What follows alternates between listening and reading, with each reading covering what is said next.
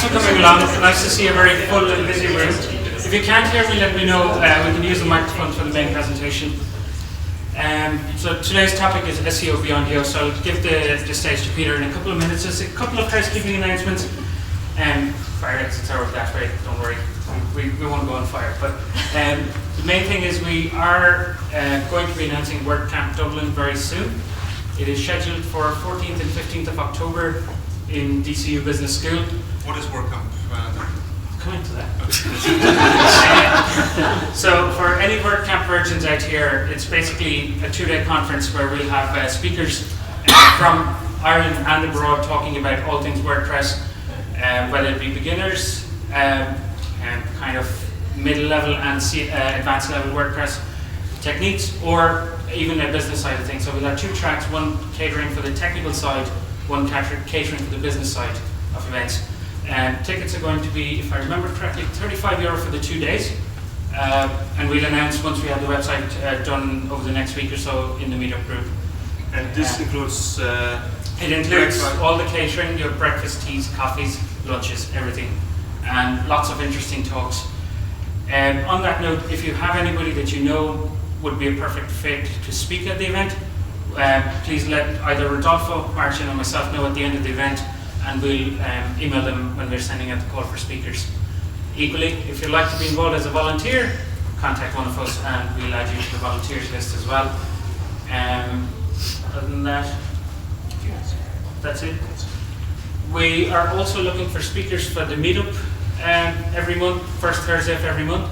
So if you know anybody who can spread some more WordPress knowledge, again, let either of us, any of us know here.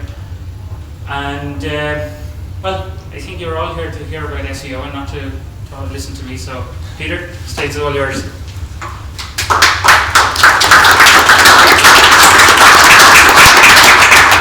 I'm not stand in front of that. Can everyone hear me at the back? I'm very quiet. Now, before we even start, I was asked, what does 3 R's stand for? Right? When I started the company, I came back, I was over in the UK for a long 8 years. It was IBM and a few other companies. I came back and said, I'm going to start up my own sales and marketing company. And what will I call it? So, told them a lot of things, and I loved reading, writing, and arithmetic in school. I did a maths degree here, so I enjoyed that sort of stuff. And I thought, what's the reading, writing, and arithmetic in business? And I came up with the 3 R's for business, and business needs. It needs revenue. It needs, now it's like Twitch here. It has to abide by regulations, and it needs reduction in costs. Those are the 3 reasons businesses buy stuff. So if you're ever selling to a business, if you're not in one of those 3 R segments, it's going to be difficult to sell. So you have to link to that.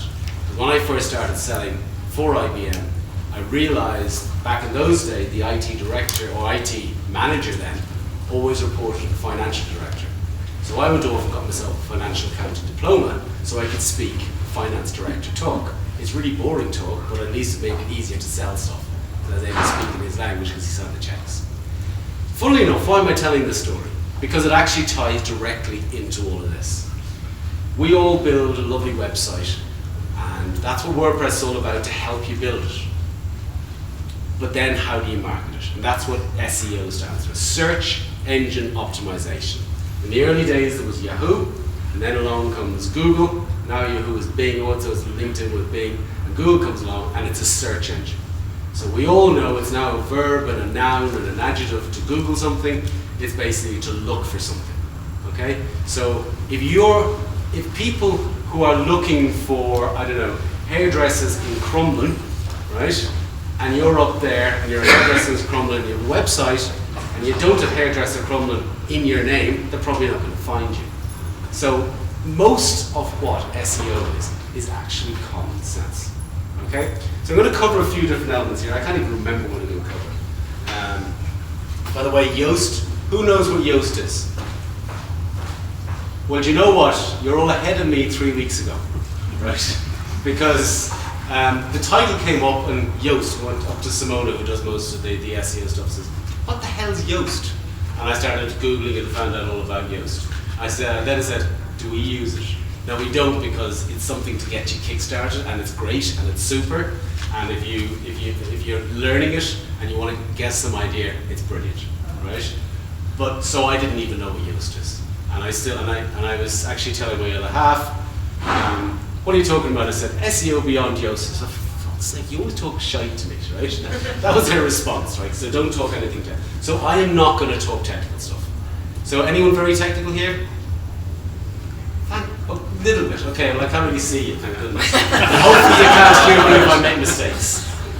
Now, before I go into it, I'd like to get an idea, but I can't go around everyone and find out, because you do that in a small group, right?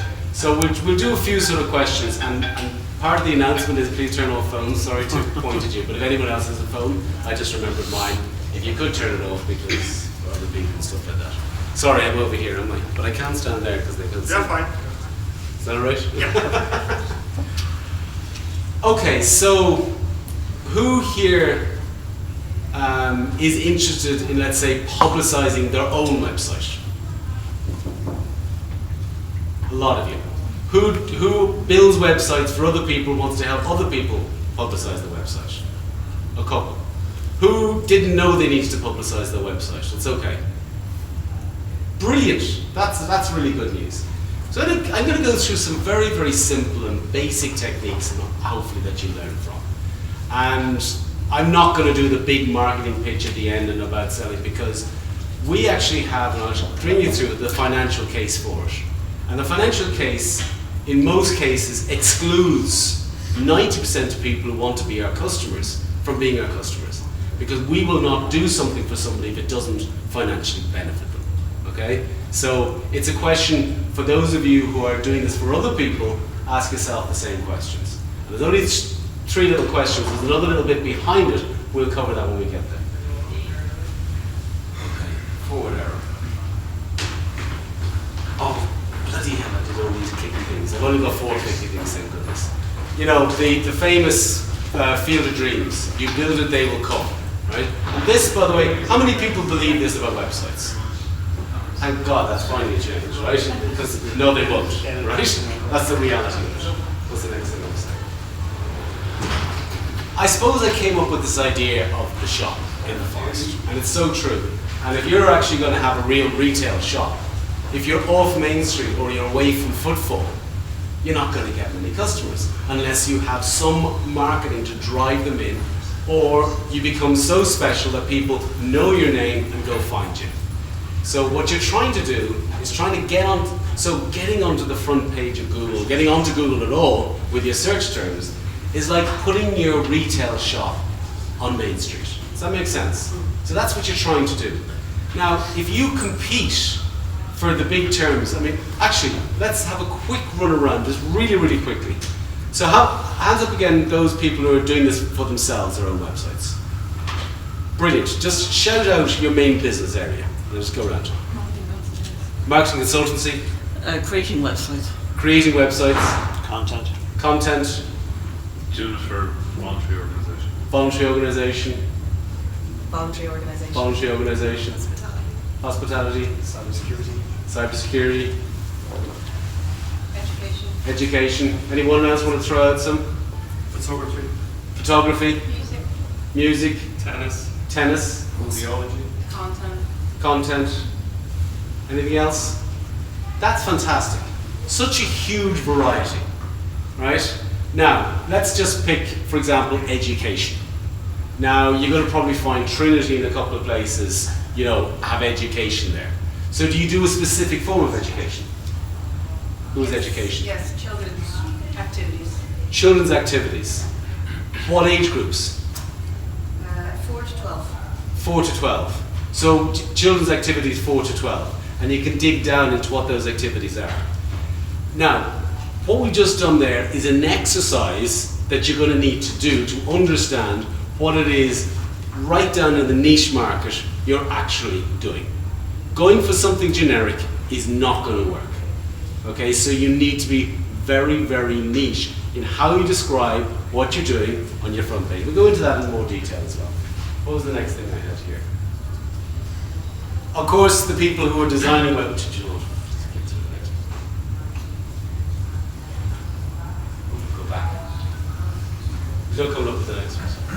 So, I've often seen, people will spend 4 or 5 times as much, or 4 or 5 times as much time designing their website as opposed to publicizing the website. Has anyone done that?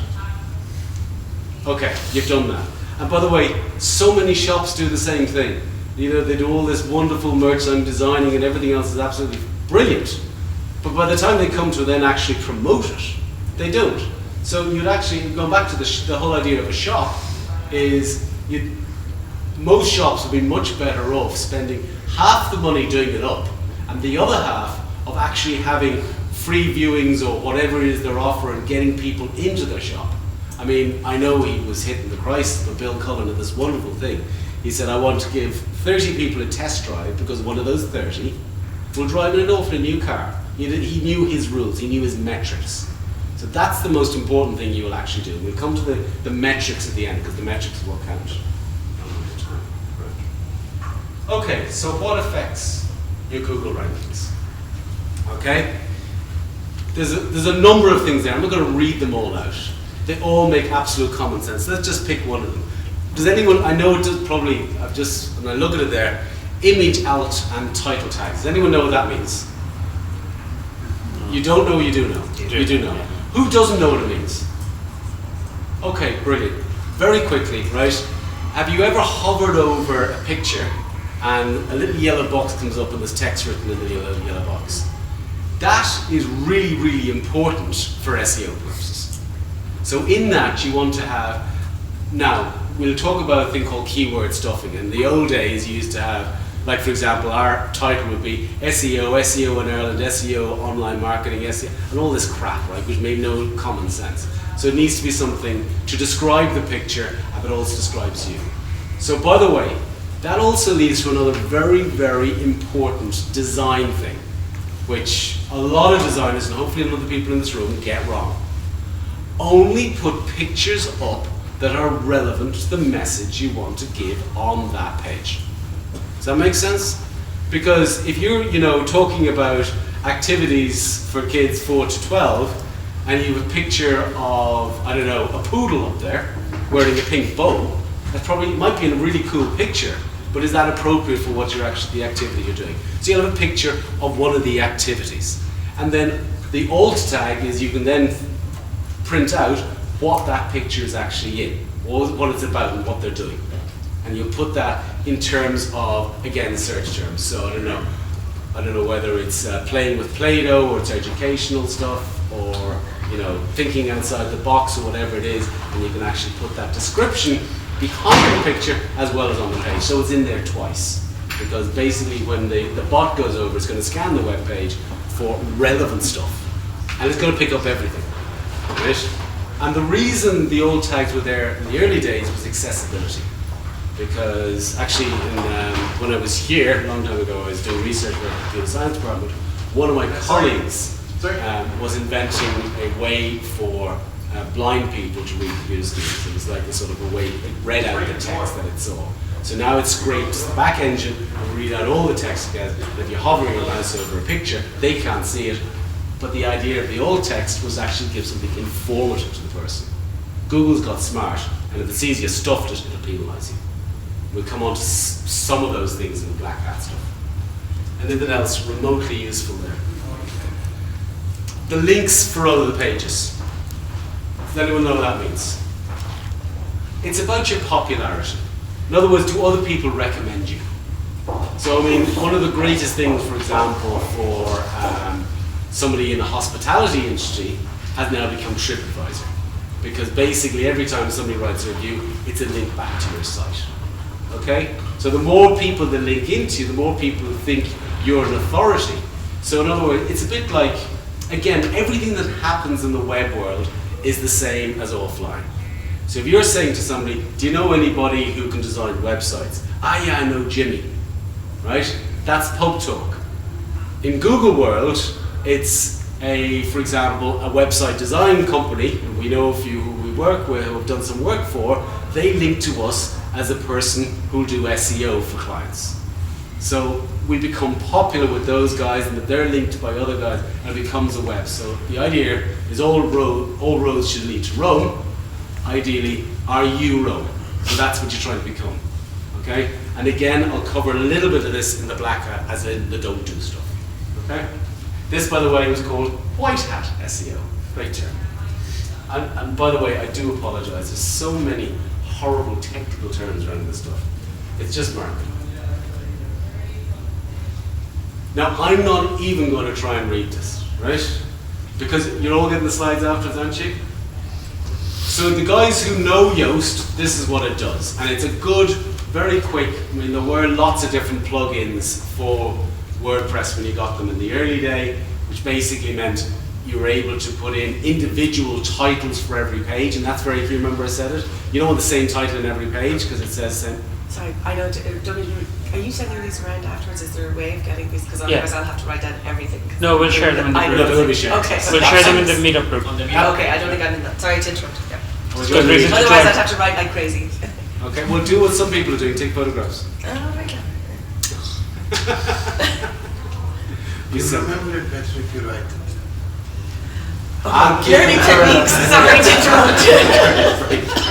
Sorry, go ahead. I'll join a meetup. So, do you know what? We've just described all those bits and what Google wants, Yeah. and a lot of that stuff up front is what Yoast gives you. It's a word, there were loads of them, it just happened to win the battle. Okay? And as I said, I didn't know what it was up to 3 weeks ago, because there's so many of them, I'm not in touch with all that stuff.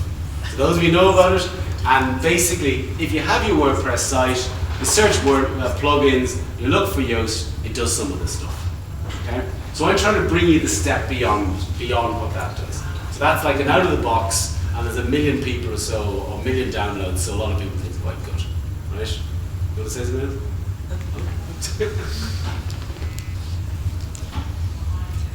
Now, I'm just sorry, I'm just having a look at this. Yes, this is more Yoasty stuff, right?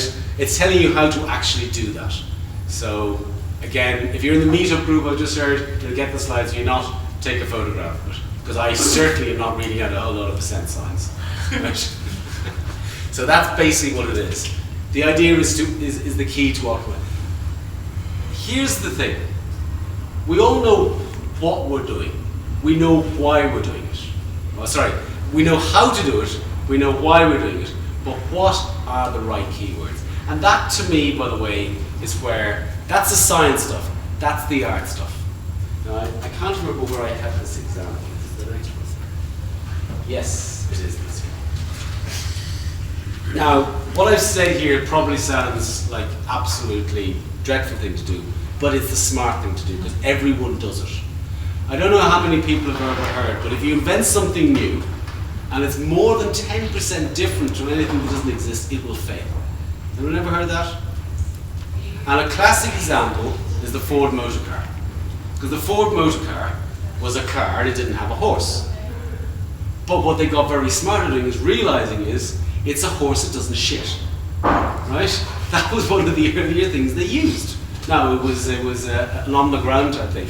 But when people suddenly thought that it is like a horse that doesn't shit, it suddenly became easier because once you compared it to a horse that they were used to, this made it easier. But if it's too different, people don't want it. So don't be too unique. Try and be quite like what other things are. So one of the first things you ever do when you build your business plan, you always have your business plan before you build your website. Incorrect, most people build a website and then write their business plan, try and backfill and stuff. But if you happen to do it the correct way, you're going to ask yourself, who are my competitors? Who am I competing against? Do they have websites? If they do, go on there and study them. So put in the search term that you think people are looking for and see who's top 10 in Google. Go through every single one of those websites, and when you're on the website, right click and view page source. Does everyone know what that means? And then you see all the shit that's written behind it. Then you see why they're there. Look at the last sites that link to it and start to understand where you need to be and what you need to do. So there's a little bit of legwork on that. I'm just checking for the order. Everyone know what share of wallet means? Okay. Basically, if you go into a shop, right, you have Mars. Now I know Mars own everyone, but let's say I don't think they produce stickers, do they? They do. Okay. What do Mars not produce? Kit Kat. Fine. So if you're Mars, you don't just focus on beating the Kit Kats. You're also up against the health food snacks and all the things in front of you at that time. So it's known as share of wallet. So they're substitutes or replacing products. So it's not just the people exact. So in other words, some kids, for example, might want to go and learn stuff, in their summer camp, or others want to go and play football.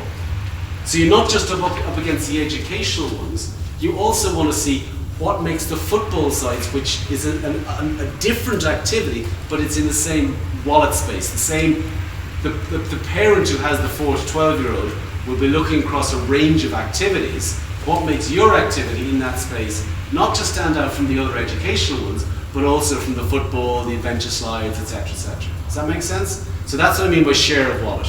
In other words, they have a choice not just for similar products, but for different products in the same audience category. Does that make sense? So think about that. The other one is type. I often do it. I mean, it's just myself, because I was in the early days before Google was Yahoo, I was good at finding stuff, right? I was good at putting search terms. So I like to see how few letters I can type before Google comes up with a suggestion of what I'm looking for, right? But that's a great trick for SEO, for working out what the words are. Because it's going to prompt something based on how many people are looking for something.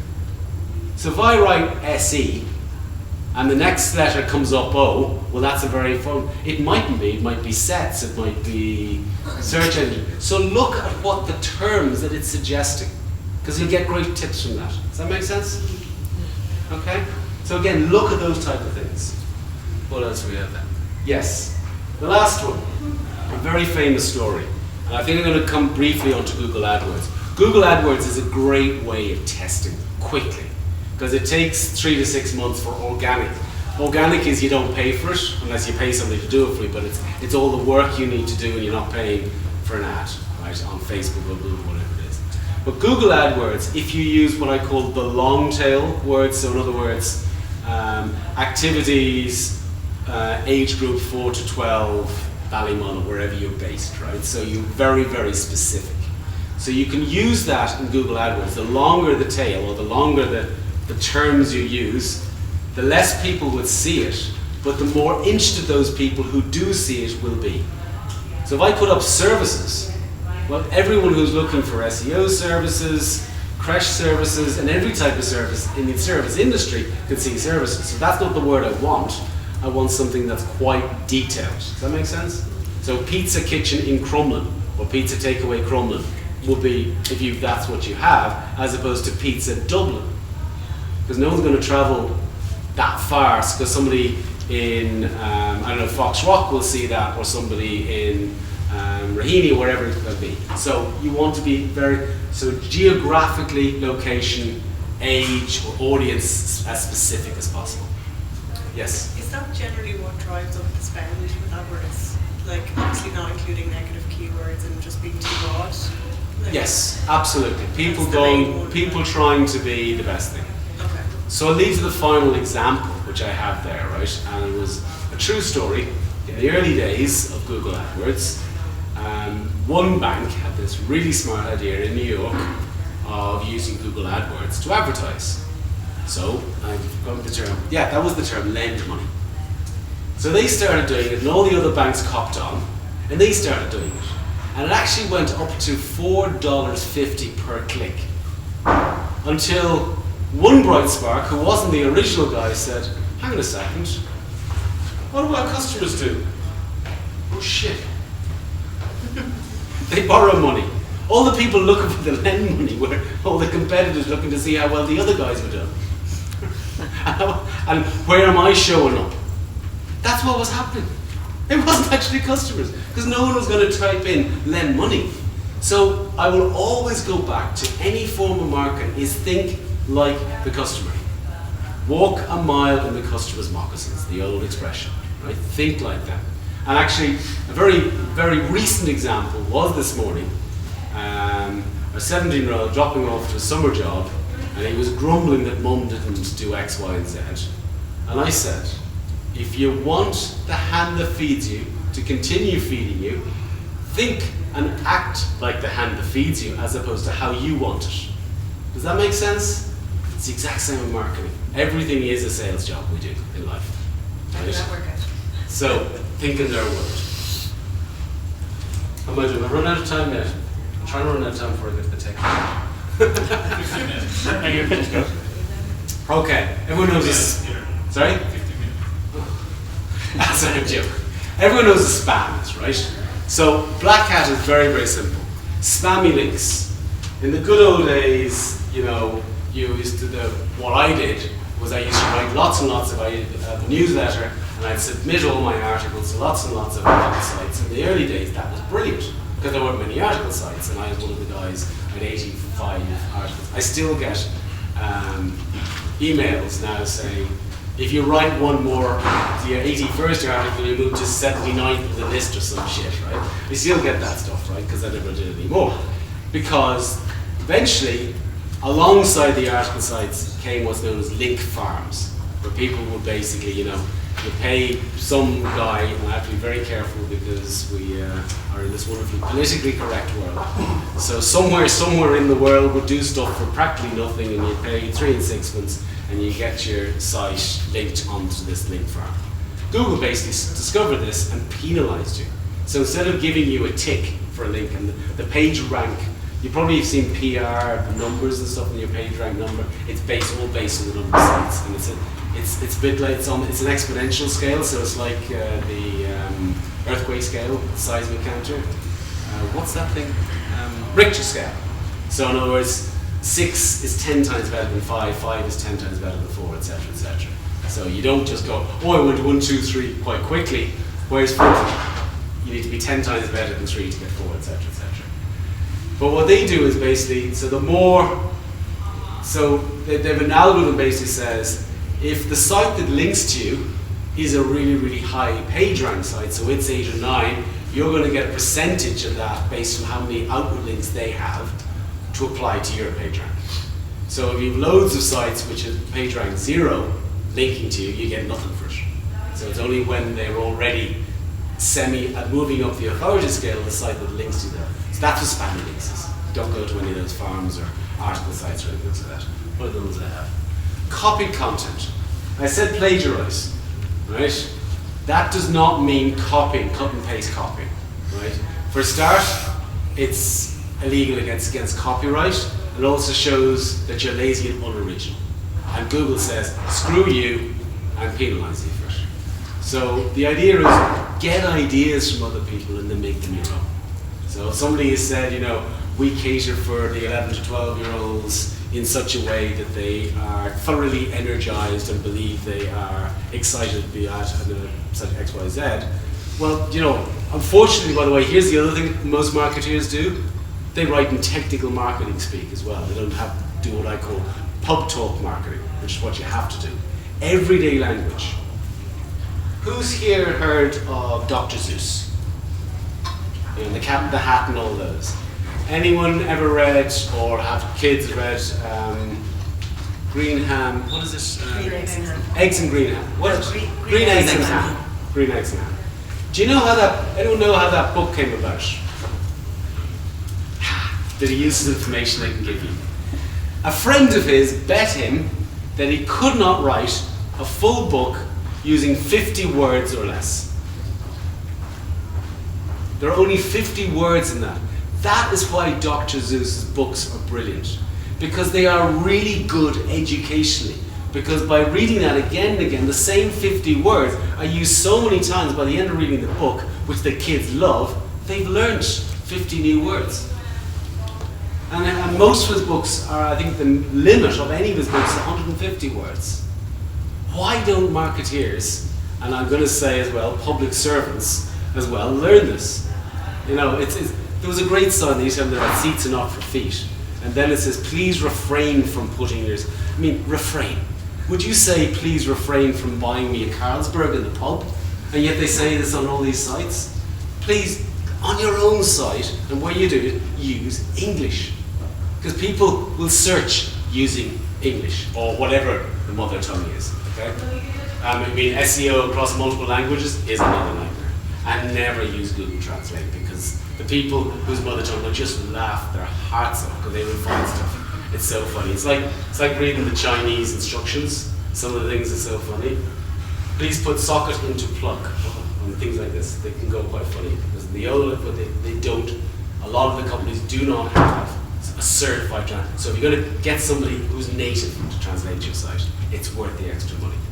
And you can use that using Odesk or one of these different things now. I don't know what they all are now. Okay. Meta tags. Sorry, that's the H1 and H2 titles and the alt tags and all that stuff, right? It's the big tags. Meta means about. So you have data, which describes what it is. Metadata is data about the data. So meta tags are tags about the site. Okay, that's all meta tags means. It's a fancy term. It comes from the Greek. Okay. So in other words, don't put the same word in 25 times in your tag, right? Because you get penalised. Right. Who there can see what those 5 things have in common?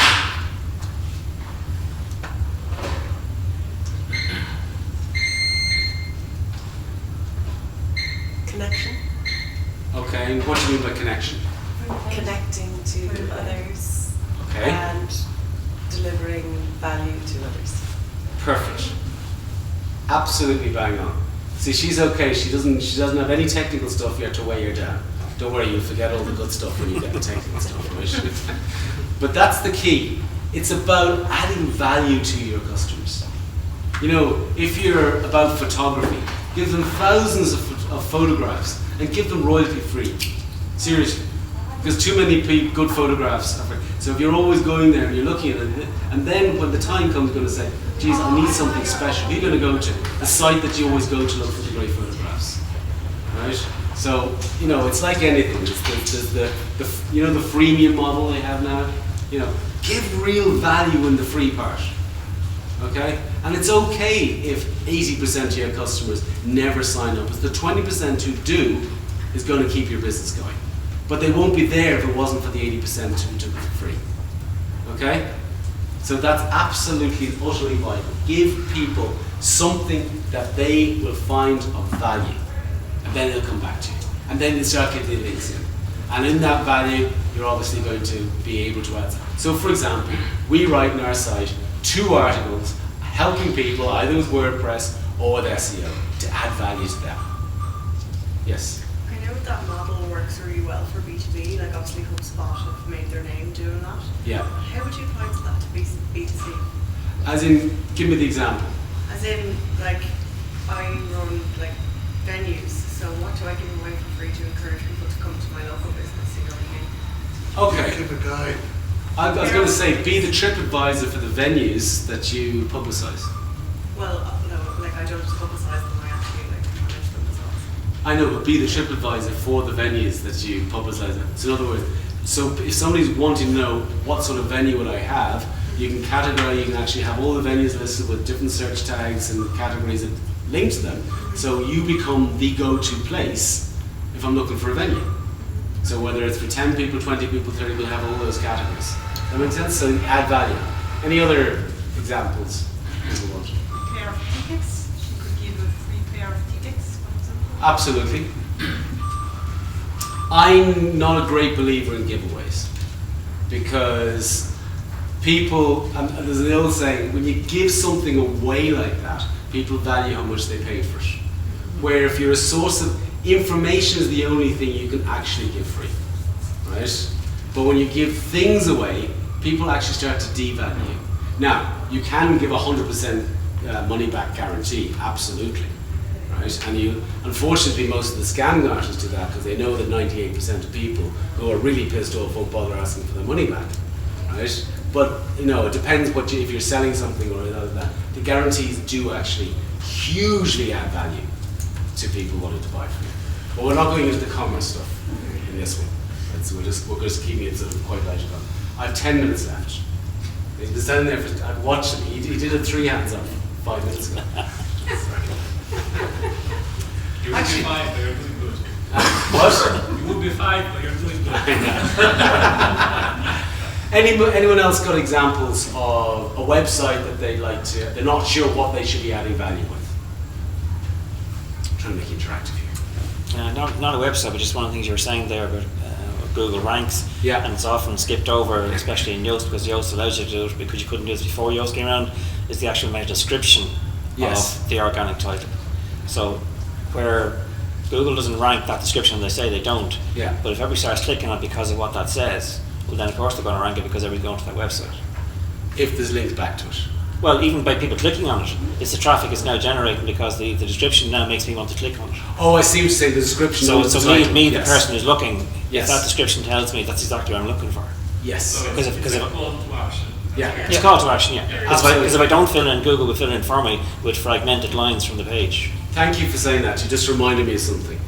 The other great reason for Google AdWords is to test which adverts are most clicked on, and that becomes your heading and your title of your website, right? Because it's obviously the one people liked. So it does link in there as well. Thank you for that. Any other ideas, or people looking for content ideas, or how to publicize it? You all know. Thanks. Can I ask you something? Yeah. Sorry, how do you know where your page ranks in Google? You click somewhere. I can't remember where it is now. Does anyone know the answer to that? Alexa? Alexa, yeah. Is it Alexa still relevant, isn't it? Yeah, you go to alexa.com, you put in your website, and it will give you codes which you can click back into your website. That's how you used to do it. You can also do the search for ranking tracking software, and there are many tools online that you can use. You can type in the name of your domain, of your website, and it will show you on which position for which keywords your website rank, and Google being another search engine. Some of them are free, but they are limited to only a few keywords, I think 20 or 50, depends on the brand. And if you pay, you can of course track all hundreds and thousands of keywords. You can use Google Search Console as well, where Yeah, you can, that's that's free and it's really intuitive. You can type in your search terms and see how each keyword ranks on your pages. Google Search That's a Console. Yeah, Google Search Console. It's a back test, but the quick forward test is the Google AdWords. Absolutely. If you want to get all the data about your competitors, the keywords, what the traffic is, then go to SimilarWeb. Yeah. That will give you everything about your competitors there. SimilarWeb? SimilarWeb. SimilarWeb. The organic and all of that. Thank you. This is brilliant. This is what I like. I like to learn stuff. There's malls as well, obviously, that's expensive. Sorry? Malls as well, that's Yeah. expensive. Yeah, no, coming from a no budget. Okay. One of the most important marketing tools or sales tools you could ever have is a testimonial. And here's the reality. The first couple of years, I was, again, I knew it was good, but I was struggling with it. Then I realized something very important. And it's true, it'll happen right across, because if you look at every single big company and how they operate, and it's the same with you. You'll ask your customer for a testimonial, and they will hum and they will haw, and they will eventually not get around to it. Because that's life. Because people, once they've got the service, they've forgotten about it and they move on, whatever it is you're offering. So here's the thing. When you ask the person, will you give me a testimonial? They'll say, well, I'll write it. Can you just tell me what the most important things are that you really liked about my service? And why don't I put down a few words? If you approve them, can we use that? I swear to God, guys, that works so well. Right? So the key things there, would you like to give me a testimonial? Yes. What are the best things you liked about my service or whatever it is you're offering? You write them down and then offer to write it for them. And what SMART stands for? Does everyone know SMART? Anyone not know SMART? Specific, measurable, achievable, realistic, and timely. So if you offer something, you want to have at least one or ideally two of those things in your testimonial. So I've highlighted in bold there some of those things which are very specific to the service I offer that the person's writing the testimonial about. The other very, very useful thing as well, and it's still available there, is press releases, joint press releases. So if you've helped somebody do something and they're really excited about it, issue a joint press release, put it up on PR Web, and do a few little simple things like that. There's some simple ways you can do that. Now, I'm not going to cover this because I think I have 2 minutes left. Right? But this is the bit, and this is not me trying to sell anything to you. This is me telling you why most people don't want what we have to offer. Right? And I'll tell you very simply here. What we have here, and I'm not even going to go to the link or anything like that, right? Is basically, it's a simple little calculator. How many inquiries are you currently getting? So if you're going to do this for somebody else, so let's say they're getting 20 inquiries and the average sale is worth they're ridiculous figures, right? Let's say it's worth £2,000, so they put a lot of money into it. What's the extra amount? Most companies will stop there and say, right, but I'm only charging you 150 quid a month, and that's great. I'm sorry, that's not good enough. I always go one step further and say, right, what's your net profit per sale? Or let's say your variable or your gross profit per sale. So you have fixed costs, you have a variable profit. So what is the actual, let's say, gross profit? It doesn't need to be net, so we have to take all those other things out. So what's the gross profit per sale? And you'll probably find that most people, whatever they're selling, their gross profit is quite small. So you then say, right, if you're getting 20 leads already and you're going to do X, will that bring you up to, let's say, 50 leads? But each lead, let's say, is worth 200 quid. We got 30 extra. That seems like a nice big number, 6,000. But if their profit's only 10 quid, can they afford you? That's what I ask people, because I would never ever let anyone buy something that's not going to give them value. Does that make sense? Now I want you to take those figures and also imagine the profit calculation. And I want you to use that same calculation for yourself and ask yourself, how much time or expense are you putting into the web design? How many hours? How much are you putting into your marketing? How much are you putting into the extra? And are you getting a good bang for your buck? Would there be a difference between retention or new generation? Now, as I say, this actually the full one I use has got like 20 rows, right? And you're absolutely right. Repeat customers, lifetime value of customers, all of those different stats. So it depends what exactly it is you want to measure, or the customer wants to measure if you're selling to a customer. But these are the important things you must go through. Find out how much. So, for example, I do a lot of sales training and stuff like that.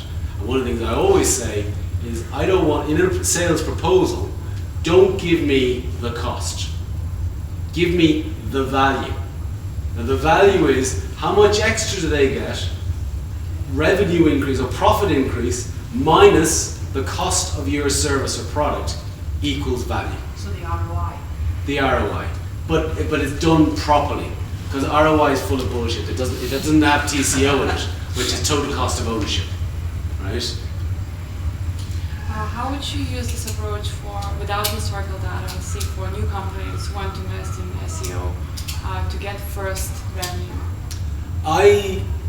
You see, it's on a website when you're brand new and you're only through the website, life's going to be quite difficult.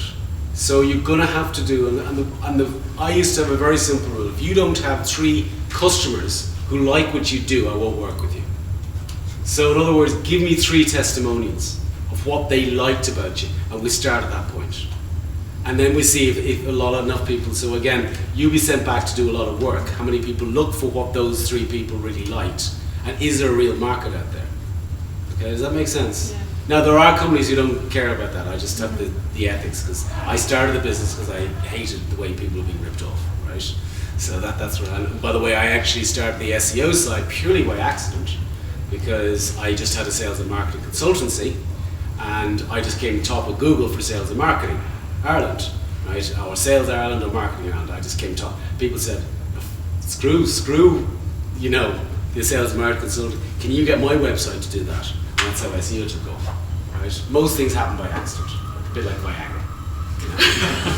Join the Viagra of SEO, okay? Okay, do you know what? I'm going to leave it at that, because poor old Rodolfo is getting stressed now that I'm going to keep on walking. Can I ask you a question about testimonials there that you were speaking about? Yes. Are you talking about specifically testimonials that you put on your own website, or are you talking about encouraging clients maybe to say the Google reviews or TripAdvisor, or a combination of everything? Combination of everything. But when somebody else says it about you, it means 3 to 5 times more than you saying it about yourself. So absolutely, if you're in the hospitality, you absolutely want TripAdvisor and all the review sites. If you're a restaurant, you want the food critics to write about you, or to have something on your blog, their blogs about you. Blog links are some of the key ones, social media mentions, all of these things. And we're not getting into social media marketing, but again, 98% of companies try social media marketing, do it arseways because they don't engage the customer. They put up stuff, they throw out information without actually engaging. And it's really difficult to engage business to business anyway. So I think 98% of business to business shouldn't involve or go down those routes. So is it Q&A now or what? Yeah, what we're going to do is you're going to join us. Okay. So myself and Amit. Okay. And what we're going to do is we're going to do 30-40 minutes of Q&A. That means any problem you're having with your site, doesn't matter what it's WordPress or not, and any problem you're having with SEO, Peter will be happy to respond to that, hopefully. So we'll be there, prepare your questions, max 1 question per person if possible, and possibly lightning answers as well, so we can make everyone happy. And after that, we have to leave this place before 8 o'clock today. Yep. So if you still want to chat, we'll be in the, what's the name? Just run. What's the name? Lincoln? I think Lincoln, yeah. Okay. It's a path Just next to Insomnia around the corner. From 8.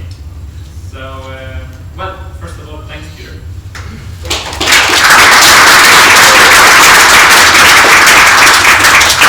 I might be there, but I want to ask you one question, which is the $1 million question, which is, so you're... Me, you're there. To you, to you. Yeah, sorry, no pressure. So,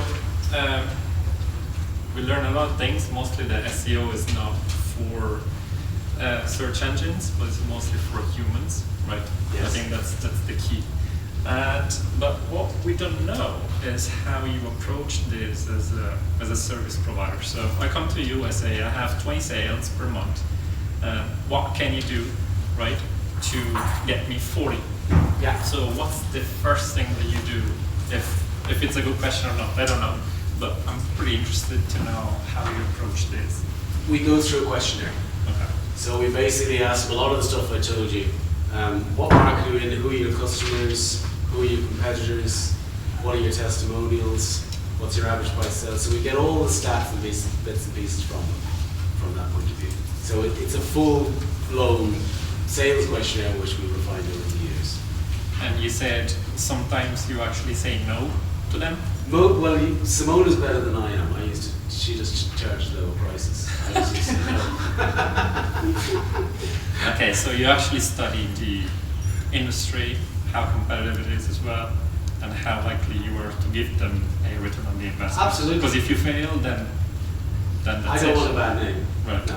Okay, great. That's important as well. Now, some people you'd say, look, you're not going to get anywhere in 6 months. Yeah. And at the end of 6 months, you still mightn't know that. Yeah. So what we would do is we basically have what we call the SEO setup. So that's fixing all the stuff about the things, suggesting, how their content should be optimized and organized, and then we have what's known as SEO recurring.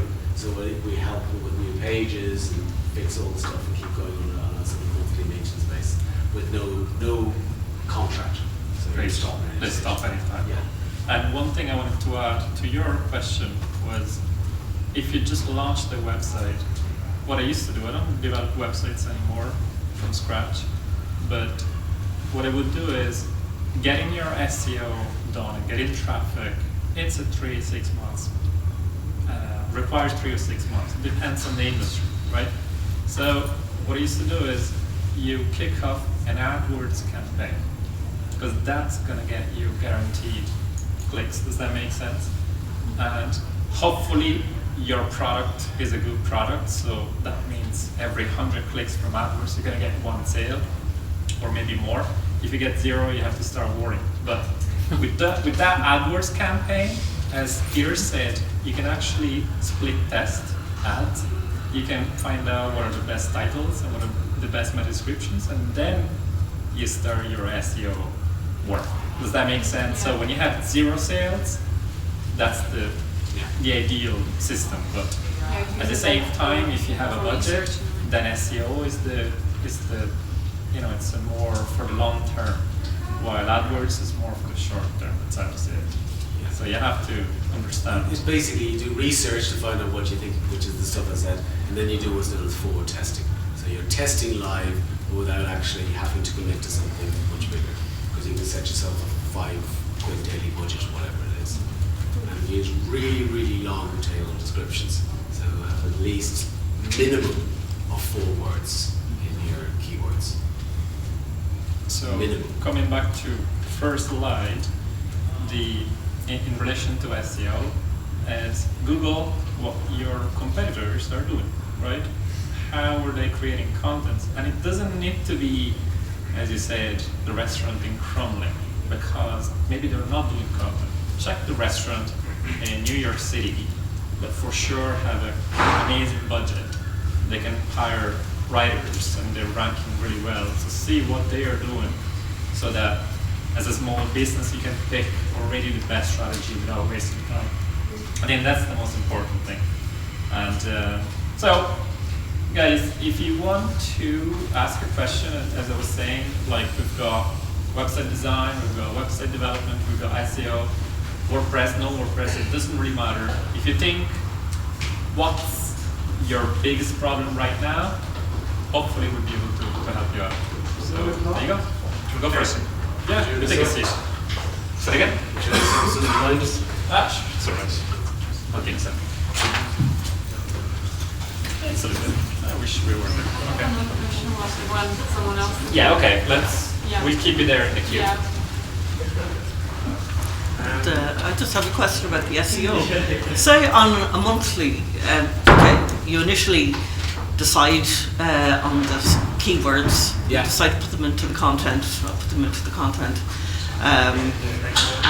and then on the monthly basis, what do you do to keep the website up? So I'm paying you a monthly fee to keep up at the top 3 or something like that, or to be on first page of Google.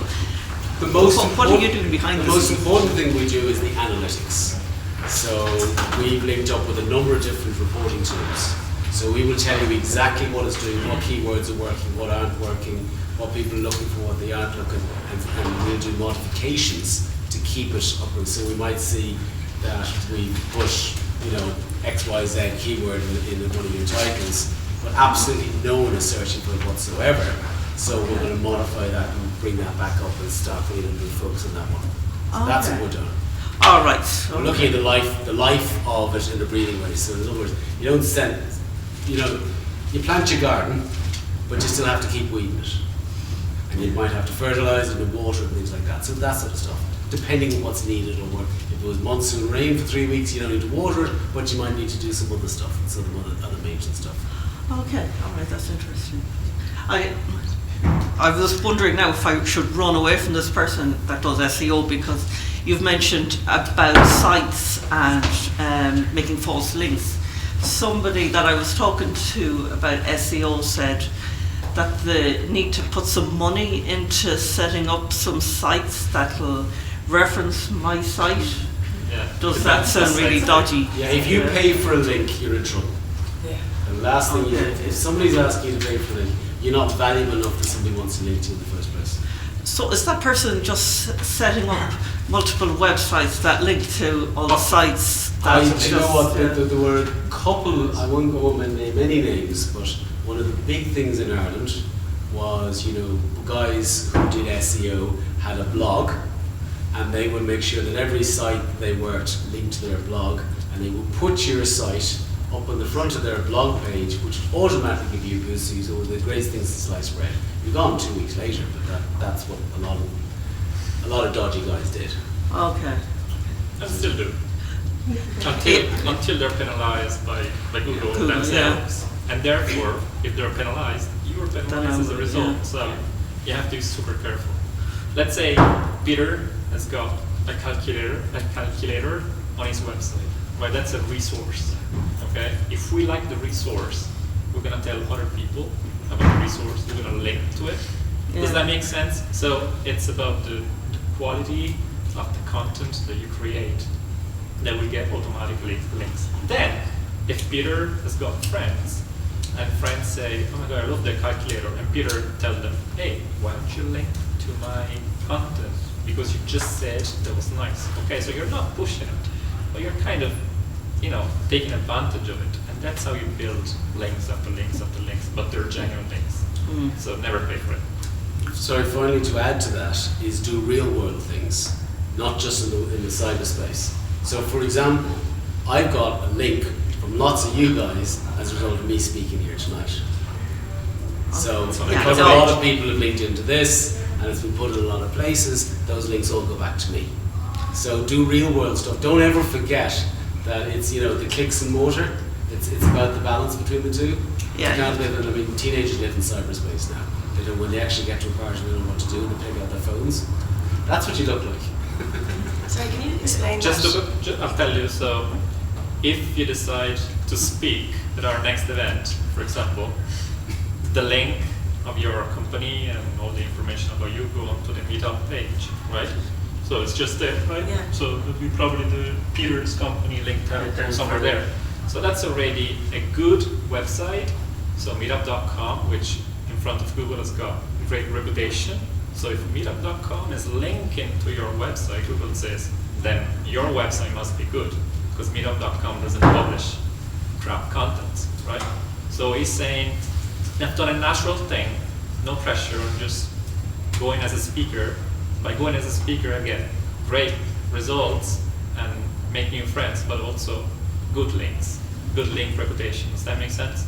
Does that explain? So if I were to speak at a conference, by putting my company's name up there, I get.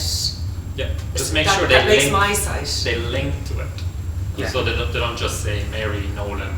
Okay. I don't know what your name Mary is. Nolan's something I never knew would be otherwise it's Sarah Benson. But make sure it's HTTP, // blah blah. So they have to link to it directly. Okay, thanks. And by the way, the other thing, after I realised that they were being penalised going to the article directories, I used to guest write a lot of articles for different computer magazines and stuff like that. So I was the resident sales expert. So they used to always link back, because everyone was trying to publish content and show that they had lots of really interesting sites they talk about. So it was great in the early days. But just to add to all of that, in terms of design, when we were working with clients, we built the SEO into it from the start. So, because you're not there telling people where to click, so if you can't find Peter's calculator on his website, you're not going to publish the link to it. Yeah. So the design actually has to take that journey into account. So tying back with your point that you were making about, being the customer. Yeah. It's very important right from the point that you start thinking about the website, especially for a business. So you believe in UX testing before you launch your website? Absolutely, yeah. Or at least put a call to action on every page of the website that redirects to the calculator, because that's your website goal. Does that make sense? So you have to take people to where you want them to go, not to where they want to go. I'm laughing. I know it's a bit evil, but that's how it is. I'm laughing because actually our calculator is not live because that page got. Don't link to it. No, it's 404. It's in the site. No, we just haven't turned it on the back end because basically what happened was somebody actually replicated a site and put it onto a phishing site, and it was because of the guys we were using at the time before that. So be careful. So there's nothing to be careful about, but the actual link behind it isn't working. I never bothered updating it. In terms of call to actions, when you're not driving conversions online and you are operating in the local space and you're relying on visits in person, would you just focus on your NAP, your name, address, your phone number? Would that be where just you're say driving people? you run a venue business? Yeah. Just to add to your previous question, on top of becoming a TripAdvisor of the venues, I mean, there are so many people who are willing to organize events. I won't make names, but for example, this reader, and we would love to know, because these are our problems. what should be our budget, where to find the best catering companies, how to organize graphic design for signage. There are so many questions we've got, and you have to answer them, right? If you do answer them, if you actually offer value, that's great SEO. So you're not helping the search engines, you're actually helping the humans who are looking for your products or your services or your venues, right? Does that make sense? And in regard to your NAP, yeah, that's fine, as long as you have a consistent NAP across all the different sites. That was a big problem that people used to have. So on my website, you've got an address. On Google Local, you've got another address. On another TripAdvisor, you've got another address. That NAP is not consistent. Google gets confused. It doesn't rank you for that address. So make sure, if you guys run local businesses, that you're using the same address exactly across all the third-party websites. Sorry, whether it's could you just tell everyone what is NAP? Yeah, you can tell them. You're the SEO guy. Name, address, and phone number. Okay. Three the most important information for local business. But what if you have a number of names, sorry, not names, obviously, a number of addresses and phone numbers if you have multiple centres around Ireland? Do you want to answer this question? If you have multiple centres around Ireland, you have a separate web page for every centre, but you have a directory listing of all of the centres. So in other words, you have one page which lists every single one of those, and on that page is a hyperlink to the individual page about every centre. Because why would you not, if you're going to build something in bricks, build it in the web. So you should have an individual page with a photograph, a Google Map link, and everything about it for every centre you have. Different domain name as well? No, just that page in your own domain. So Contact Us would have not just all the list of places. No, you'd have a different. Okay, I'll tell you who doesn't do it well. Is anyone here from Bank of Ireland? Okay. Downstairs. Contact Us does not have a list of branches, No. right? Which is a feckin' pain. It should be. That's where it should be, Yeah. right? Contact us. But they don't want you to contact them. Right? So if you want somebody to contact you, you're going to actually have a list of all your different centres. You're going to have a main number. Then you have all your list of centres with a link, and on each centre you can describe what's different about them. It could be the proprietor, it could be the fact that you've got, I don't know, rolling oak trees outside it. Have something different, and each one of those is a page. You can even The more pages your site has, the better. So do a feature on Just a point about. You're second in the queue. Anyone else? Sorry. Yes. What's that? I'd like to ask about site maps. I've heard of the term. Is that something you have to submit to the search engines, and when would you do that? Peter, you want to start? I can't remember, I don't actually know how it works now, but basically a site map is like having a book without a table of contents, right? You must have a table of contents if your site is beyond 5 pages. If it's 5 pages, you can have a home page, 4 sub-pages, and a site. That's your site map, right? So you should definitely have a site map. Now I'm thinking there's there is a sitemap.html. You can build it. I've just forgotten that. Yeah, you can do a Google search. You can find an XML or HTML site. Yeah, you get an XML and you have to put that into your WordPress thing. That's There's a lot of WordPress plugins that do it automatically. Yeah, Yoast does it. Yoast does it automatically. You go to sitemap, it gives you the automatically generated sitemap.xml. Yeah. And then you go to Google Search Console. That's how it is. And that's where you add your sitemap, which Yoast has generated for you. So is that quite important thing to do? Very. It's not turned on by default. It's not turned on by default, so you have to put it on Yoast, and then to generate it, and then to copy and paste the URL of the sitemap in Google Search Console.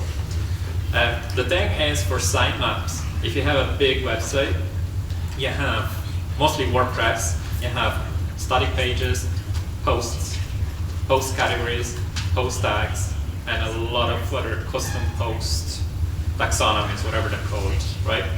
So even the sitemap, it should make sure that doesn't contain duplicate content. And we haven't really spoken about duplicate content today, but it's a major thing. So, on one hand, you want to help users find your content through categories, through tags, through other things in your own site. On the other hand, you don't want the search engines to know that you're duplicating your content. They have to be really careful. This is a little bit too technical, but yes. In other words, only write something once but link to it many times. Love it. And the other thing is, I mean, it's number 3, for example, in our list of setups we do as a sitemap, is you want to manually edit the sitemap and put appropriate tags in the sitemap so it actually lives. So you'll have a title, but you want to have a slightly different version of that title in the alt tag for the sitemap link. I started creating a few blogs on my website under the what's it called, posts. So I've got my web pages, created posts, published those on Facebook as well. Used tags and categories, and all of a sudden I've got a load of 404s. It's linking my tags, my categories to other terms.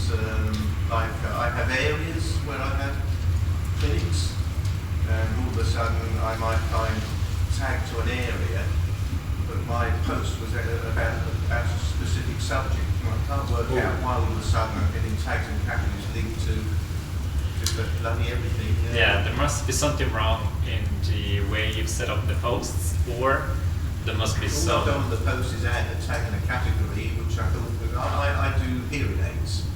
And so, my company does hearing aids, and so I might do a post about, I did a recent one about why my ears pop on an aeroplane, why my ears hurt. Yeah. And I put tags, flying, pain, and then all of a sudden I've got pages not found for... Yeah, there's something wrong with your theme, WordPress theme, or plugins that are causing a conflict. It could be... Because otherwise, they would have to work. So it could be a theme error. Yeah. Excuse me, for which tags? Could be which tags Google tag find on the website? Let's have a look at it in brain. It might say painfully is brain. I mean, if you want to create a tag, you have brain is a clinic I have. The painful ears was a blog I created. I choose to try to link it to. That's what I think. I see. It could even be a limitation on the server, an extra URL. Okay, thank you. Yeah, just referring back to the sitemaps, is there any reason to still display it on the front end of the site? Are they just for, there's no reason, because a lot of old sites you still see them. You'd probably tell you yes, but I would definitely SEO purposes. I would like a link to the sitemap on the front page, you but would. not the sitemap itself. Yeah, but do you think that there should be a link? Absolutely. Is an intuitive, things you want to intuitive menu not? On every page, you should have your home, your NAP, your contact us, sitemap and about as minimum. On every page, links to those. Okay. Instead, I prefer... So jot down in the footer somewhere. Yeah, I prefer a good navigation menu. So if you can't get the people to where you want them to go, then there is another problem, which is you're not telling them where to go. So it depends how big the website is as well. If you have 5 pages, is one thing. I've got 5 pages and 400 posts, so I'm not going to have the posts in my sitemap. If you have 59 pages, that's another story. So maybe you want to categorize it. You want to send 700 pages the venue people to the venue section. You want to send the gathering people to the gathering section. Yeah. So it depends. You look at segmenting your audience from the moment they land on the website, and do it as intuitively as possible. Then you have to make them click it. So there is another very important question. Every heading category you have, does anyone know what a landing page is? It's the page, for example. So when you're doing if you're going to say use Google AdWords something to test, you want to test different pages they land on. So the page they land on must give them something of value, help with a call to action, and then be the front for anything that is deeper behind. So all that's important, and I think it used to be 6 or 7 seconds. I think you're down to about 1.1 seconds now. So if you haven't grabbed their attention 1.1 seconds, you're gone. Does every page have to have a call to action? Every important page.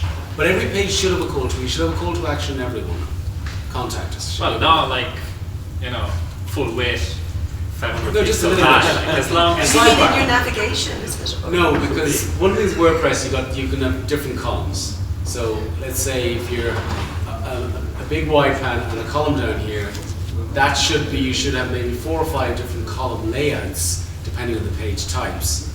And the page, each of the column layouts should have at some way a contact me, as in enter your name and address or something very simple and some captcha and not robot stuff in that. So you can add your call to action at different points on the page. So a home page, you have call to action typically on the top, on the first part. So when visitors land on your page, on the home page, they know straight away what you want them to do next. So or check our services, products, wherever. But if they land on the post page, you could have a call to action at the bottom when they read full article. For example, subscribe to our newsletter is a call to action. We could have a call to action in the sidebar. For example, check our services or subscribe to our newsletter or something else. Get a free PDF or whatever the case is. So you can put those call to action in different places on different pages. It doesn't need to be on the top always. So the call to action, by the way, should not be, certainly on your home page, should not be a sales action. It should be a value-added action.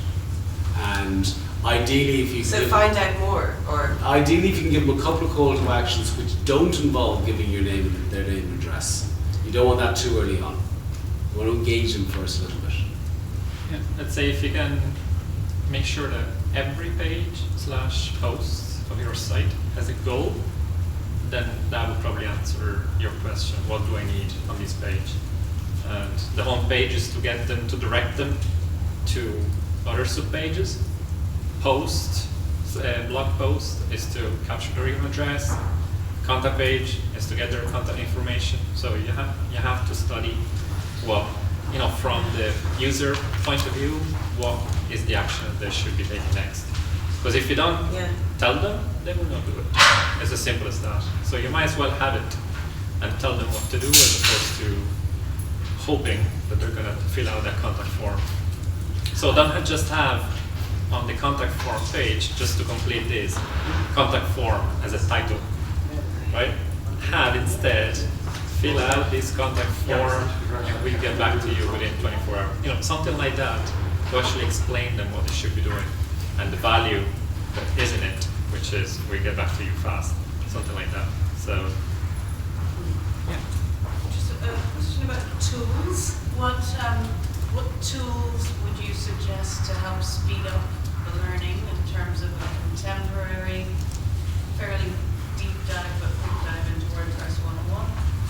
Like, I've gone on certain areas of WordPress, but I'm sure there are whole sections that I'm not familiar with and I'm just leaving things on the table. Can I answer this another way? Of course you can. And are there any tools that you Google it. Could you see lots of No, I'm going to give you a completely different tool. Okay, you see lots of tools that people are sort of promoting, like, but they're more tactics than tools to me, and they just sort of seem like whiz bang instead of actually the work that you need to do. So, Is this about technical WordPress or content marketing or SEO? Well, all of it really, because all it of it. feeds back into it, I think. Sure. Okay. The number, there's one tool pair that if you actually use it properly will save you months and months of work and heartache.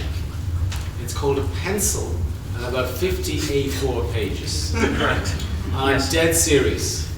Draw out on the pages what you want to appear in your website. Put them in different orders. Put them one on top of the other. Put them around, because you can move the page, a loose A4 page around. And I guarantee you, if you do that, then you will learn WordPress because you'll be trying to implement what you already know you want. Right? That will beat anything you'll ever do. Good old-fashioned pencil and paper. Write the pencils and rub it out. Tweet this at twitter.com. What? Tweet this. Oh, yeah. From Peter. Do you have a recommendation on the number of clicks that a customer should take on a journey to get to either the call to action or a purchase? As few as possible. Yeah, I know that, but is there... One. Again, it depends what you're trying to do, because if you've got something very complex you're trying to get them to do, you want to bring them on a journey. So each one, it's almost like, if you think, people have not, there hasn't been enough game theory, I don't think, applied to websites, right? So in other words, if you think about game theory, you go through some certain things, you get to this level, this level. Unfortunately, it's the reverse side of game theory. In other words, you have to jump through 45 hoops to actually find what you're looking for. Is not what you want. You want to actually give excitement, knowledge, and learning as they progress through their journey. Does that make sense? So in other words, reverse game theory has been applied. And actually, it's gone back to the Bank of Ireland branches. I can't effectively find them. But just to add to that, we're working on a project at the moment, and they're a recruitment site, and they want to stand out from their competitors. And call to action isn't the first click. The first click is take them to a story of somebody whose career they managed from the time they were 19 to 55, for 36 years. One of the persons has been working with them. So, how they started, the testimony for that period, where they went from there, where they went from there. So kind of leading the 20-something-year-old who's starting their career out onto a journey. And then somewhere 2/3 of the way through the journey, we're started adding calls to action to it. So it can depend on what you're actually trying to sell to the customer. So it depends on your target demographic or market. Yeah, go ahead. How's it going? Nice to meet you first. Just great talk here. Just a question for yourself here. Like, do you have a sales team actively going out and getting clients, or are people actively coming onto your website through your own SEO? Like, we know your website is number one for like SEO consultant Dublin, SEO expert Dublin. Use it up there in the front page. Okay. Now, as a developer, I'm more looking at the technical side, and I've gotten really into this rabbit hole in the last 6-8 weeks. And like website optimization and the speed. If Google's going about not wanting to have a slow website, if your website loads slow, they're going to give you bad marks. But then on the other half, then you have like, which I think is maybe the main cause of backlinks, links coming back to you to show that you have authority on your page.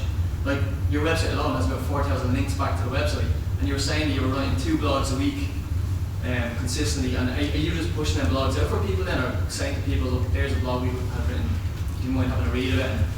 We send them out to different places, so, and we write blogs for other people as well and do things like that. Right. So, no, by the way, we actually, as I say, wear our own shoes, right?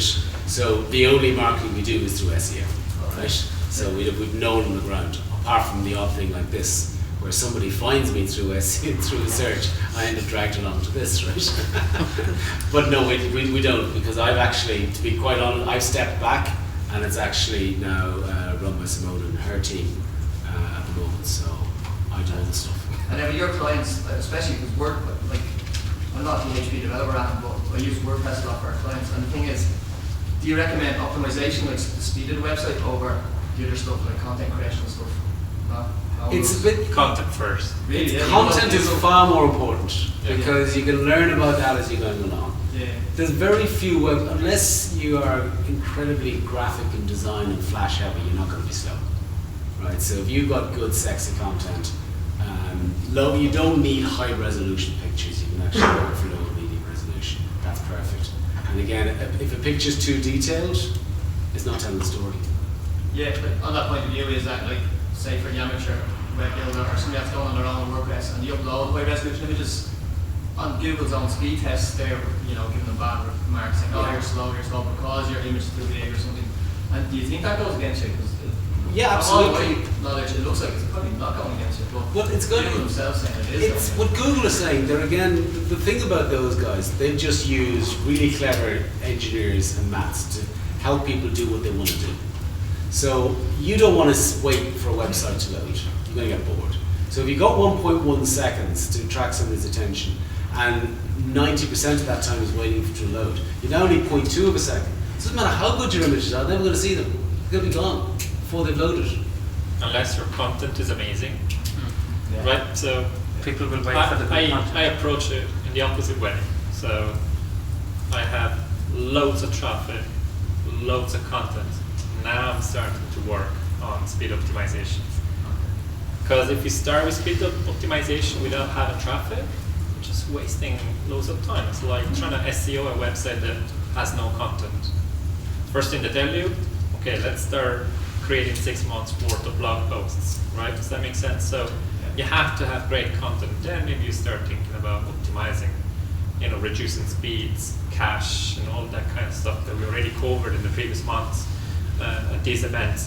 There is so much to learn, but if you actually have great content, people can afford to wait 12 point something seconds to load. It doesn't matter, they still read it, they still see the images, they still give me their email address, and they enter my funnel. So, it depends as well on the audience as well. So some people might just want to read your content for 30 seconds just to get their solution. In that case, yes, you might want to look into optimization. My people are looking into complex web development codes and solutions and tutorials, so they can afford to wait. So it depends. Yeah. Yeah, so starting off back in the Wild West days of SEO and stuff like this, where you got away with doing it. Now there's a sheriff in town, and Google are determining things more, and recently they introduced a fourth ad, and they've also changed the colour so it's more difficult, and they put a map in the middle, so they're not even showing organic search terms above the focal point. So are you noticing that organic search is becoming less and less important? No. You don't think so? I don't think so at all, because we, again, hopefully you know from Google here, we gave up Google AdWords about 3 years ago, because it was actually costing us more time to maintain them than any return we were getting whatsoever. Once you get established, you don't need it. There's a lot of people who are not established and never take the time to do that, and it's a stopgap measure which has gone on for 10 years. So that's the reality. So they are taking a lot of real estate, but I mean, if you're looking for something, are you going to click in an ad, or are you going to go down and look for something? That was my next question.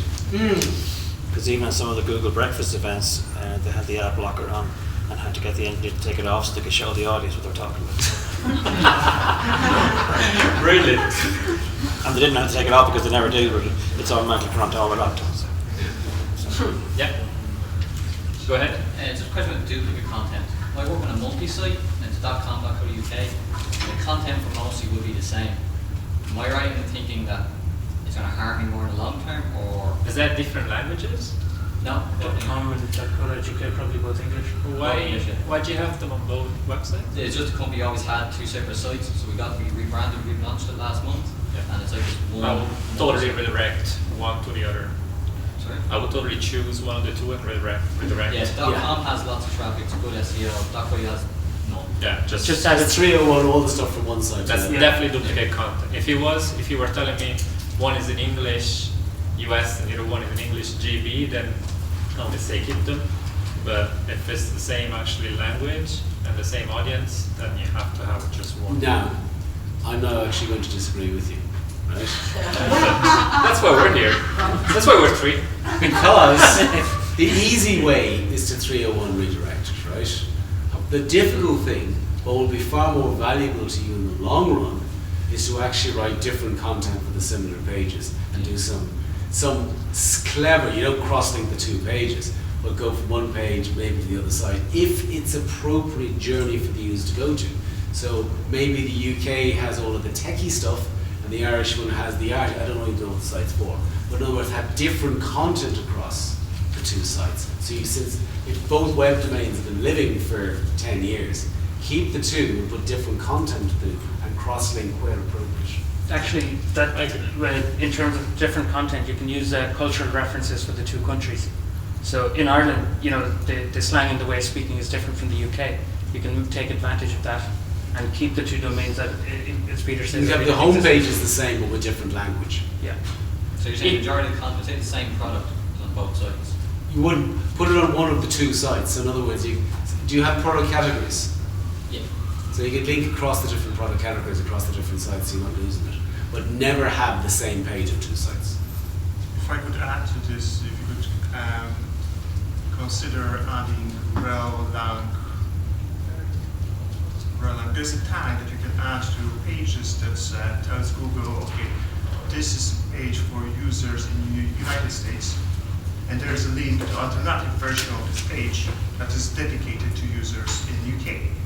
So when people are searching for products, if someone is in US, Google will show US version of the page. If someone is searching in UK for your products, they will show the UK version. And ideally, you would have, like they said, slightly different content on two versions of those sites, because the American English and UK English is slightly different. You have different currencies, you have different measurements, and you have different words. You say things in different ways. So for people to be more, to increase conversion rate, you need to talk in user's language. So ideally you would have an American website that talks in American way. So it's easier for you to convert those users. If you add that tag, rel, lang, ref, I don't know, I'll check it later and let you know. Href, exactly. Yes, so if you add this, Google will be less likely to treat those two websites as duplicates. They have different purpose, because one is being used by guys in the United States or around the world, but the other is very specific. It's only for UK. So it also helps you rank in that country, because when you have the domain name with the local ending, like co.uk, you have better chances in ranking in UK. And also when your website ranks in the search results, if people see local domain, co.uk, it increases click-through rate. Because they prefer to choose to click on the local site, because if they're going to order something online, probably if I click on the site from United States, I would be charged more for delivery. So they are more likely to click on the local site. So consider that tag. Could you remind me again, what's the name? Href, exactly. In Google Search Console as well, I think you can assign countries to each domain. Yeah. If you use generic domain, which is .com, .net, .eu, not specific to a country, you can use Search Console to target users in specific country with this domain. So, for example, if you have only business in Ireland, but you use, for some reason, you use .com website domain, then you can go to Search Console and tell Google, okay, this domain it's a generic domain, but you only serve product services to users in that country. And this will help you increase your relevance in this country, therefore increase your ranking in this country. But it will penalize you, not penalize you, but will decrease your ranking in other countries, because then you tell users, if you tell Google that your website is less relevant in other parts of the world. You need to choose. If your business is only is local, then go and target Ireland. But if it's very generic, if you serve users around the world, probably you should leave it. You shouldn't target any country, or create a different domain, the website like you have now. I'm going to stop you. I'm going to stop you. Sorry. Anyone else? You're third in the queue of the second question. Okay, go ahead. Sorry, if you have a .ie domain, but you're selling to American States tourism, and the Search Console doesn't allow you to change it to American, you just leave it as it is. You don't have a choice. Or you create a different website with the generic domain, .com. Okay. But remember to link in the code that those websites are linked. There are alternative versions of the same content. Next question? Yeah, I have a kind of different issue where I run a tennis site, so there's like news and previews and interviews and all that kind of stuff. So I don't have a natural call to action in the sense that people come and there's a high bounce rate because say they come to read an interview with a player, and then I might have a link to another interview, but if it's not a player that they're interested in, they're not going to go there. So it's hard for me. I've thought about things like podcasts and ebooks and that kind of stuff, but do you have any ideas, or what do you want out of the site? What is your ultimate goal? Well, initially the goal was for it to be the kind of #1 tennis site in Ireland. Why? Well, I was passionate about it, and I saw what the competition was. So outside there was one guy who was my competitor, but then he stopped doing it. So then I got that chance. So outside the governing body, it kind of is. But yeah, now I'm not sure, because I like it to make some income, try advertising stuff. Okay, so The answer is yes. you're getting to the point, right? Because you need to find out what people who are using it, what are things they're interested in, and can you help them get it? So, for example, I mean, you know, do they buy stuff? Do they get magazines? I would urge you to do whatever you like, but don't go down the advertising route. It's just tacking out because it's just all over the place. So if you can be different, but what you're doing is you're actually, you know, if it's specific, if you do a deal with, I don't know, Elbreeze or whatever it is, that people who produce the voucher get 5% off, and they print down the voucher as a result of your newsletter, maybe something like that. So think of something value added in the retail world. Or another customer of ours, what they do is he's into hill walking and he does hill walking, and all he does is reviews products and use affiliate links from the likes of Amazon or some other specialist sellers in the US, and writes blog articles about them and uses his affiliate links to give his readers something that you know, he recommends the product. May not get them 5% off if you have a deal with Elbreeze, but it's still he can bring them to very specialist products that they may spend hours searching for otherwise. Yeah, so affiliate marketing for valuable stuff is much better than advertising. Stuff people actually want as opposed to the stuff you find in ClickBank and all 90% of it is shite. Yeah, I mean, it could be. Sorry. You're fine. Just to trivialize it, it could be, you know, you find the cheapest deal for the best racket, and you get an affiliate link for that product.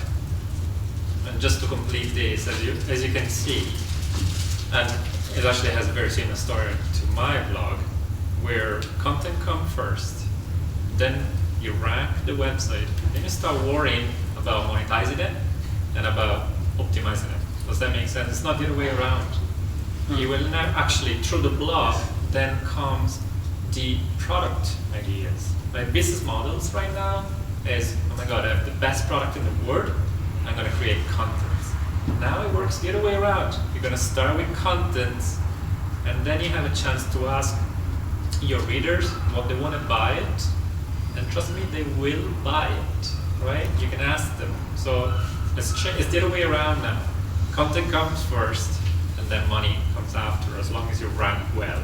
So your monetization ideas are like unlimited, because you're ranking #1. Everyone goes on that site, and you can add the right calls to action. And if I have to tell you, step #1 wouldn't actually be selling, would actually be start collecting email addresses, because that makes such a big difference. Well, the two routes, you can go the sponsorship route where somebody says you're getting 10,000 footfall or whatever it is.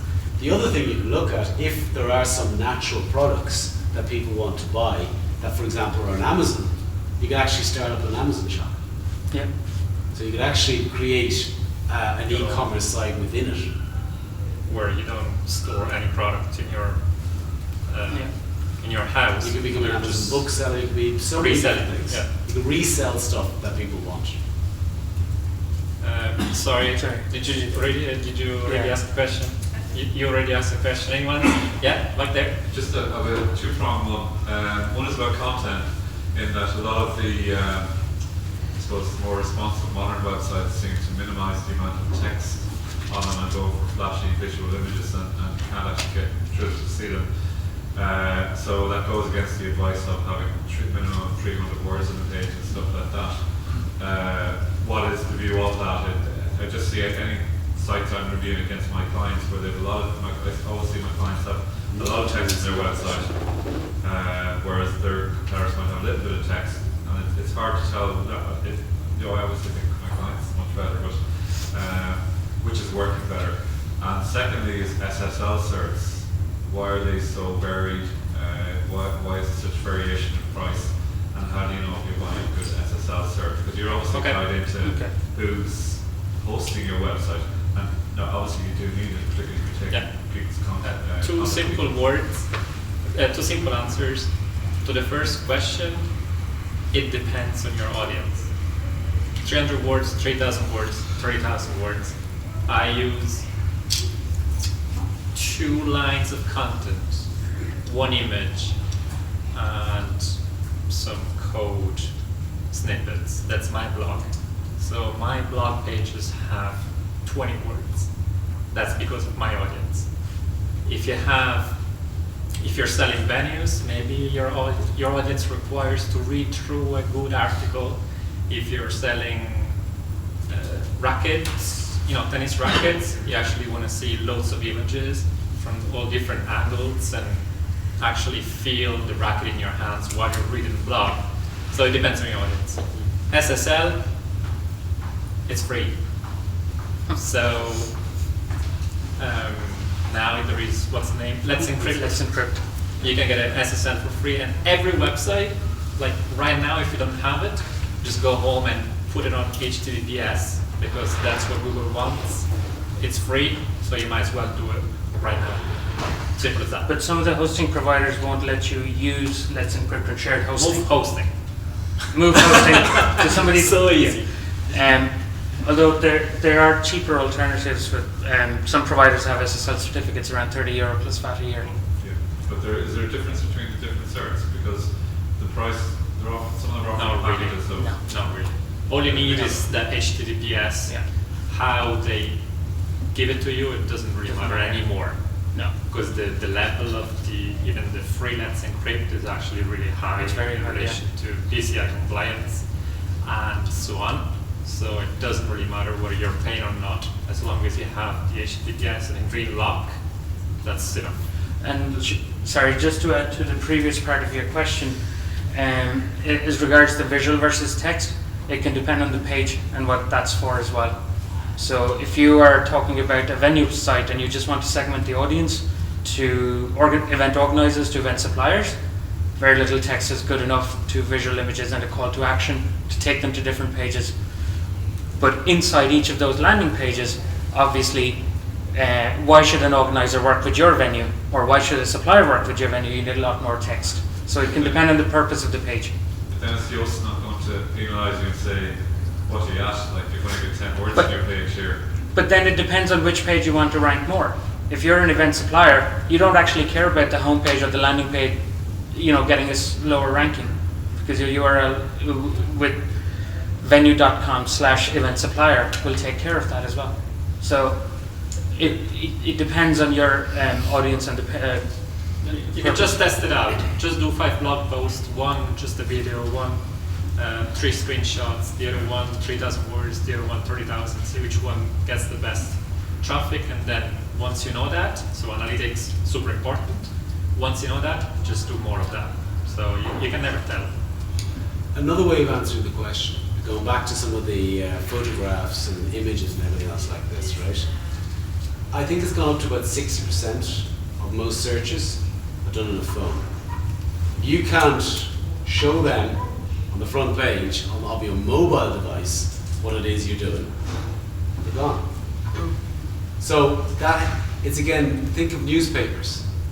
The headline is what grabs them. I mean, when you are if you're driving and you see the guy walking up and down with the Herald or whatever it is, he's showing you just the one headline, right? That's why you buy the paper. That's the most important thing, above everything. Sorry, yeah. Yeah, hi. I've got a website that pulls in all various different golf content, news content, video, and media from all the top media suppliers of golf. And I pull it in through RSS feeds. Are RSS feeds considered copy content? That's for you. Pass. Yeah. Pass. Don't do it. Because basically it's obviously, It's not. let's say golf dive. If it's helpful I was going to to say, your that's a users, long time ago. Yeah. Use RSS feeds. if it's helpful to your users, then it's not a problem for Google. Yeah. I think that's the only democratic answer. It's a little bit like the affiliate marketing, isn't it? You're helping your audience reach that content. So you're saving me having to search 200 different websites. So it's valuable to me because you've just saved me half an hour of going to golf.jp and golf.co.au and all of those, because I can just come to this website and get it. So it's valuable. So I I would see value. From an SEO or from a ranking point of view, then that's obviously dependent on people going to the website in the first place. How do I get it up? The RSS, to be honest, would you not have a front end which actually people are able to search and find the appropriate one to bring up? Because it's changing all the time. I have it where it's outdated, you know, if Sky News or Sky Golf or if Golf Digest post a news article there about Rory McIlroy, Yeah. it will feed into my website 15 minutes later or 5 minutes later. Okay, so but it'll come up as a headline. Anyone who's using Why are you it not gets writing it that constantly. article? Like, What you could do is that's what you want to do. You want to build your own audience, Yes. right? You don't want to use someone else's content. So I know it's a little bit, it requires a little bit more time, but here comes the website strategy as well. If you have republished contents without copying them, you build your own audience, you capture your own email addresses, and you sell your own products. I'll tell you where it's going, right? In the early days, and I know we're running out of time, but the early days of the web, I thought it was absolutely brilliant. I'd go to the travel agent, find out what was on, and then I'd go book directly through the hotel and through the website and such like that. It was the best. It's now turned full circle. With the likes of Trivago, now you go on them, find out the hotel you want to stay in, and then book directly to the hotel. It'll be cheaper. Yeah. And that's what'll happen with yours if you're not careful. So you're going to have to, what you want to do is you want to take all those feeds and produce your own stuff on a reasonably regular basis, and then people will start feed taking your stuff. So you're going to have to show your expertise and comment on those articles almost. So create your own article to talk about that article. I literally have hundreds of articles coming in. Well, do people read Sections hundreds of from articles? Equipment news, from you know, up-to-date golf news, But from then podcasts. what I would say is then you find one niche where you want to be interested in and write about that and let the articles come in, and that's fine. But you're creating value for me by doing that one specialist area that you're good at. And the rest is just... Do you monitor clicks, so you know which articles are clicked most? No. Well, without that, you have a clue which are the important ones. So that's step one. Anybody any suggestion what you use? Because you might as well Just Google Analytics. Yeah, analytics. You just find the one that gets most clicks, and you just do that. Start focusing that. So you're already using yourself, that. yeah. I think we only got 1 minute, and then we have to go out. So we're going to go to the pub around the corner. If you want to keep going the conversation, or even if you don't want to. we can take the follow-up and the second questions in the pub, definitely. Yeah, last question and then we go. Yeah. Just on the HTTP versus HTTPS, when you change them and you're losing your links, are the broken links? Not if you do it right. You're indirect. Yeah. You set up a link. Brilliant. That was the easiest question ever. Thanks very much.